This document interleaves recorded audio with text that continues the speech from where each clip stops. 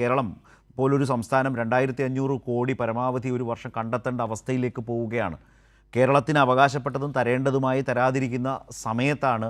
നോക്കൂ എങ്ങനെയാണ് ഈ സംസ്ഥാനങ്ങൾ, ഇത് രാജ്യത്തിൻ്റെ ഗ്രാമീണ മേഖലയുടെ മുന്നോട്ട് പോക്കിന് കേന്ദ്രത്തിൻ്റെ ഒരു മികച്ച പദ്ധതിയായിരുന്നു. അത് കേന്ദ്രാവിഷ്കൃത പദ്ധതിയാക്കി സംസ്ഥാനങ്ങളെ കൂടി അതിൽ കൊണ്ടുവന്ന് സംസ്ഥാനങ്ങൾക്ക് സാമ്പത്തിക ബാധ്യതയാക്കി മാറ്റുകയാണ്. തരേണ്ട പണം തരാതിരിക്കുമ്പോൾ ദേശീയപാത വികസനത്തിന് കേരളം പോലൊരു സംസ്ഥാനം 6000 കോടിക്കടുത്ത് കൊടുത്താണ് GST സഹിതം.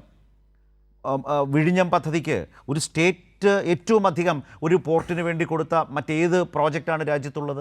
അതിലെന്താണ് വയബിലിറ്റി ഗ്യാപ്പ് ഫണ്ടിൽ വായ്പയായി തന്ന പണമല്ലാതെ എന്താണ് സെൻട്രൽ കോൺട്രിബ്യൂഷൻ? അങ്ങനെ ഓരോന്നെടുത്ത് നമുക്ക് നോക്കാം. മുണ്ടക്കൈ ചൂരൽമല ദുരന്തത്തിൽ ഈ പറഞ്ഞതുപോലെ പ്രത്യേക പാക്കേജ് ചോദിച്ചു. അതിൽ എത്ര ബുദ്ധിമുട്ടിയാണ് വായ്പയായി പണം ഏറ്റവും അവസാനം ഹൈക്കോടതി പോലും ഇടപെട്ടപ്പോൾ തന്നത്. ഇതാണ് കേരളത്തോടുള്ള സമീപനം. അതേ കേരളത്തിന് പ്രതിവർഷം ഒരു 2500 കോടി വരെ ചിലവാക്കും വിധത്തിൽ നോക്കൂ. അദ്ദേഹം പറഞ്ഞ പോലെ 10 കോടി തൊഴിൽ ദിനങ്ങൾ ഉണ്ടാക്കി ഏറ്റവും മികവോടെ കൊണ്ടുപോയ ഒരു പദ്ധതി യഥാർത്ഥത്തിൽ നിങ്ങൾ കൊല്ലുകയാണ്. ഒരു കേന്ദ്ര പദ്ധതിയെ കേന്ദ്രാവിഷ്കൃത പദ്ധതിയാക്കി മാറ്റി ഇങ്ങനെ അതിനെ അങ്ങേയറ്റം ദുർബലപ്പെടുത്തുകയാണ്, ഇല്ലാതാക്കുകയാണ്.